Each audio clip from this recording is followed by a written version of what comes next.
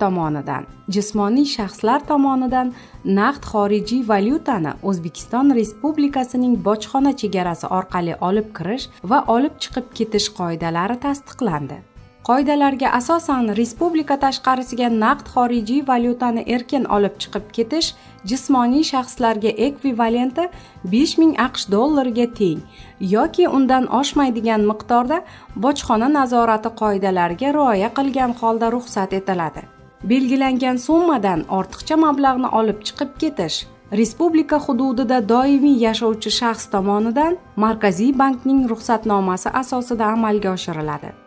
Ushbu ruxsatnomada olib chiqib ketiladigan naqd xorijiy valyutaning jami summasi ko'rsatiladi.